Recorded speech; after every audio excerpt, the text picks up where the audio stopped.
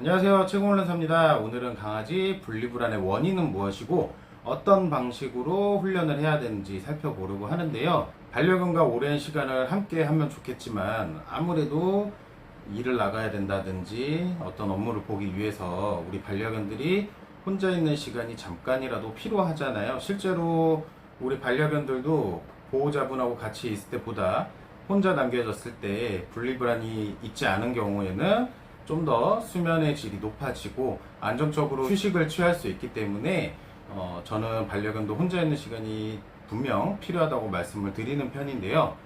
이렇게 강아지가 혼자 있는 시간이 필요하지만 만약에 강아지가 혼자 남겨졌을 때 불안해한다면 어떤 방식으로 교육을 해야 되는지 자세히 한번 살펴보려고 합니다.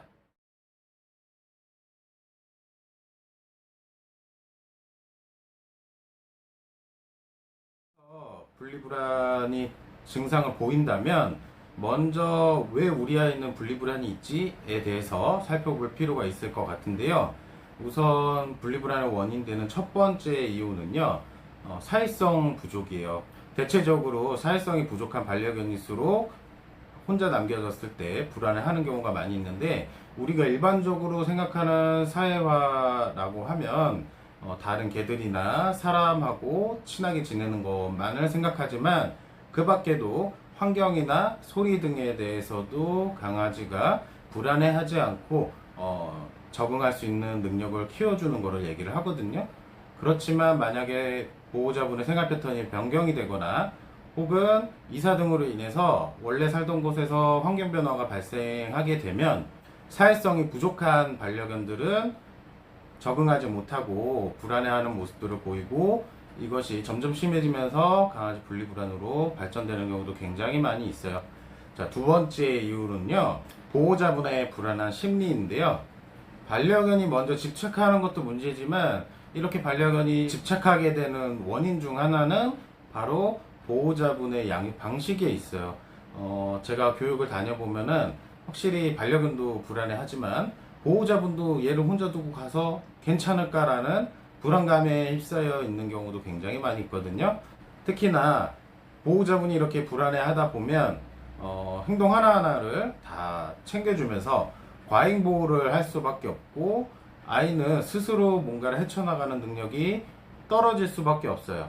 그러다 보니까 보호자분한테 의존도가 많이 높아질 수밖에 없고 또 그렇다 보니까 환경 변화라든지 혹은 혼자 그냥 집에 있을 때 어떤 소리가 들리거나 아니면 자기가 어느 순간부터 불안하다고 느끼기 시작하면은 이다음부터는 아이들이 불안해서 막 짖거나 보호자분을 찾는 행동을 보이는 거죠. 특히나 어릴 때 보호자분이 이렇게 불안해서 강아지를 혼자 두지 못했다면 혼자 있는 경험 자체를 못 해봤기 때문에 내가 어떻게 헤쳐나갈지 방법을 모르고 이 부분을 보호자분을 찾는 데만 집중을 하게 되면서 하울링을 하거나 짖는다거나 이런 식으로 분리불안이 발생할 수 있답니다.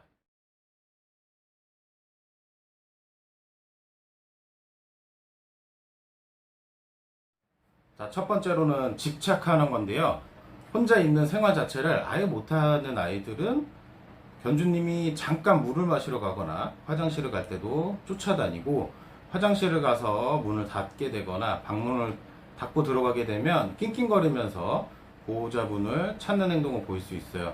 두 번째로는요, 배변 실수인데요. 혼자 있을 때만 배변 실수를 하는 경우에요. 안정적인 환경에서만 아이들이 배변을 하기 때문에 혼자 있을 때 불안감을 느끼는 아이들은 적응하지 못하고 기존에 있던 장소보다 보호자분 냄새가 많이 나는 곳에 배변 실수를 하기도 하고 혹은 여기는 내 영역이야 라고 자꾸 강조를 하기 위해서 마킹을 하는 경우도 있습니다. 세 번째로는요, 물건을 파괴하는 행동인데요. 보호자분이 나갔던 곳을 쫓아가기 위해서 현관문 근처에 있는 몰딩이라든지 아니면 주변 물건들을 물어뜯는 아이들도 있고, 우리가 불안하면은 사람 같은 경우는 손톱 뜯는 경우도 있잖아요. 그것처럼 우리 강아지도 어떤 물건들을 씹으면서 스트레스를 해소하고 싶어 하기 때문에 집안에 있는 여러 물건들을 물어뜯는 행동을 보이는 경우도 굉장히 많이 있습니다. 그리고 세 번째는요, 식사를 거부하는 건데요. 간식이나 혹은 좋아하던 사료를 보호자분하고 있을 때는 너무 잘 먹지만 혼자 남겨지면은 아예 입을 대지 않거나 혹은 몇 개 먹다가 먹지 않고 불안해하는 모습을 보이다가 보호자분이 돌아왔을 때 그제서야 허겁지겁 먹는 경우가 있어요. 그리고 마지막으로 불안한 모습인데요. 보통은 보호자분이 떠나가고 나면은 아이들이 금방 자리를 잡고 휴식을 취해야 되지만 분리불안이 있는 아이들은 방황을 하면서 집안 여기저기를 계속해서 돌아다니는 모습을 보이기도 하고요. 긴장한 상태로 있기 때문에 침을 많이 흘린다거나 헥헥거리는 모습들도 보일 수 있고 자해하는 행동을 통해서 불안한 감정을 추스리려고 노력하는 경우도 있어요. 또한 대표적으로 보호자분이 외출 준비를 할 때 낑낑거리거나 혹은 짖는 아이들도 있고 현관문을 나가자마자 짖거나 하울링을 하면서 보호자분에게 빨리 돌아오라고 찾는 경우도 있습니다. 그 밖에도 여러 스트레스 행동들이 분리불안으로 인해서 나타날 수 있는 증상들인데요. 이런 증상들이 나타났을 때 어떤 방식으로 교육해야 되는지 같이 한번 살펴보도록 할게요.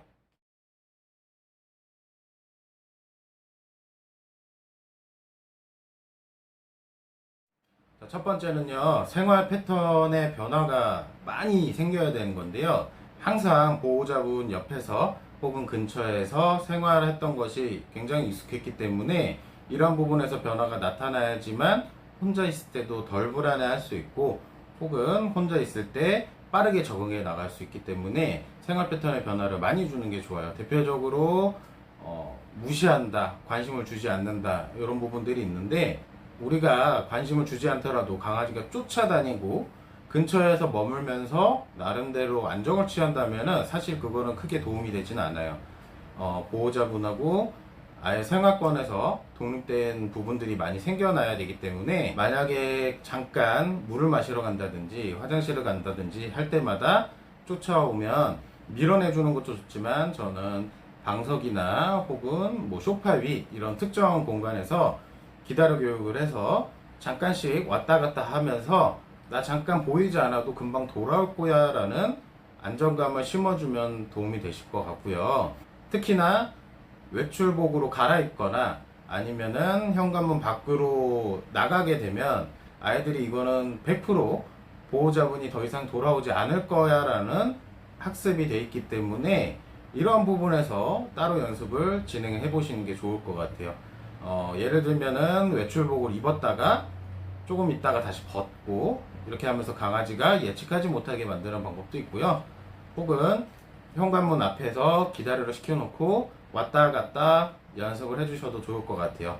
만약에 왔다 갔다 연습을 해주신다면 주의할 점이 있는데 강아지가 짖거나 낑낑거리면서 보호자분을 찾을 때 돌아오면 오히려 더 이런 불안감들이 심해질 수 있기 때문에 잠깐이라도 조용해졌을 때 돌아왔다가 다시 나가는 연습을 해주셔야 되고요. 처음부터 너무 길게 해버리면 아이들의 불안감만 높아질 수 있으니까 처음엔 짧게 만약에 문을 닫자마자 짖는다면 문을 닫지 않고 앞에서 왔다 갔다 하는 연습부터 차근차근히 진행을 해주시면 좋을 것 같아요. 또한 잠깐 휴식을 취할 때도 보호자분 품에서 안겨 있는 게 아니라 항상 밀어내서 방석이라든지 캔넬 등에서 휴식을 취할 수 있게 도와주셔야 되고요.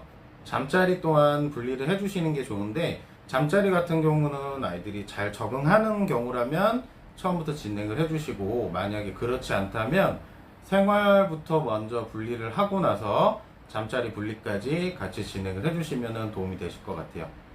두 번째로는요, 인식의 변화인데요. 혼자 있으면 항상 위험하고 보호자분이 돌아오지 않으면 항상 불안한 상황이 발생될 거야 라는 고정관념을 깨주기 위한 노력들도 굉장히 많이 필요해요.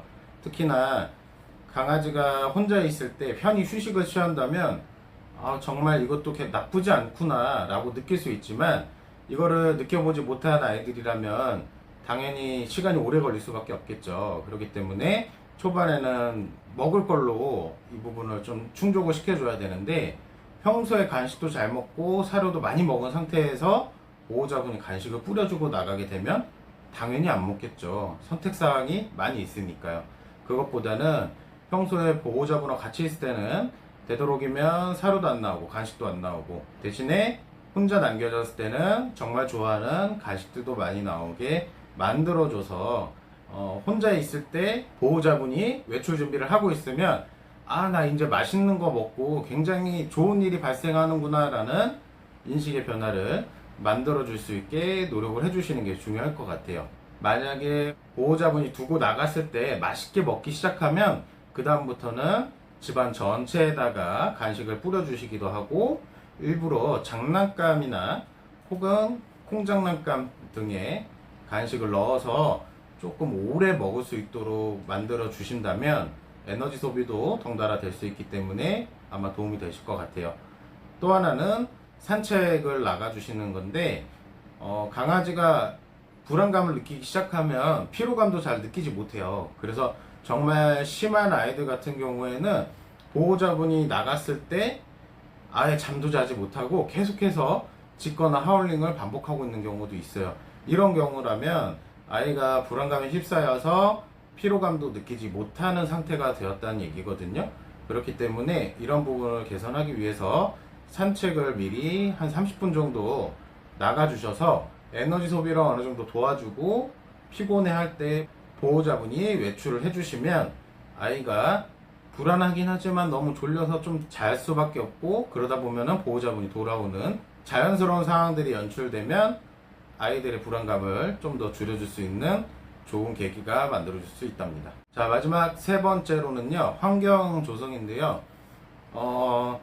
보호자분이 사라졌을 때 그 자체로만으로 불안해하는 아이들도 있지만, 혼자 남겨졌을 때 밖에서 들려오는 소리라든지 혹은 층간소음들, 이런 요인들이 강아지가 혼자 남겨지는 것을 두려워하게끔 하는 계기가 될 수도 있어요. 그렇기 때문에 창문을 열어두거나 혹은 TV를 틀어놔서 외부에서 들려오는 소리들에 대해서 강아지가 불안하게 만드는 것은 좋지 않고요. 창문은 다 닫아주시고 커튼도 되도록이면 쳐주시는 게 좋을 것 같고요. 불은 웬만하면 다 꺼주시는 게 좋은데, 너무 불안해하는 아이라면 미등 정도만 켜주시는 게 좋을 것 같아요. 사실 형광등은 우리 반려견들에게 그렇게 좋은 영향을 미치지 않기 때문에 하루 종일 형광등에 노출되어 있다면 반려견들 눈에도 그렇게 좋지는 않아요. 그렇기 때문에 웬만하면 불은 다 꺼주시고 미등만 켜줘서 어두운 공간에서 안정을 취할 수 있게 도와주시면 안정을 취하는데 좋은 효과를 볼 수 있을 것 같고요. 외부 소리들이 잘 들리지 않도록 현관 쪽에 백색 소음이나 라디오 소리 등을 켜두는 것도 좋고, 이 밖에도 소리나 환경에 대한 사회성이 부족하다면 이 부분에 맞춰서 적응하는 능력들을 꾸준히 키워주셔야지만 앞으로 이사를 하거나 혹은 지금 있는 집에서 적응하지 못할 때 아이가 적응할 수 있도록 도와줄 수 있을 것 같고요. 분리불안 교육은 단순하게 강아지가 이렇게 많은 부분에서 보호자분이 노력을 해주셔야지만 분리불안 증상들은 개선이 될 수 있기 때문에, 단순히 혼자 있는 거를 기다리는 것만 강요를 하지 마시고 생활 패턴의 변화도 주고 독립심도 키워주고 사회성도 길러주고 다방면으로 우리 강아지가 부족한 부분들을 찾아서 개선을 해줘야지만 이러한 증상들을 개선할 수 있기 때문에 꼭 보호자분들이 알아주시는 상태에서 교육을 시켜주시길 바랄게요.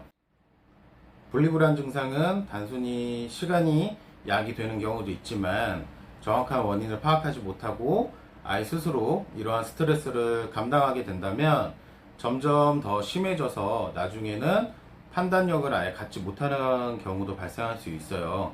그렇기 때문에 개선이 되지 않을 것 같으면 보호자분이 무리하게 교육을 하시는 것보다는 전문가의 도움을 받아 보시는 게 좋을 것 같고요. 방문 교육을 통해서 제가 직접 찾아뵙고 교육을 진행하고 있으니까 도움이 필요하시다면 언제든지 저에게 연락 주시길 바랄게요. 이상으로 강아지 분리불안 훈련에 대해서 영상을 마치도록 하겠습니다. 도움이 되셨다면 구독과 좋아요도 함께 부탁드릴게요. 감사합니다.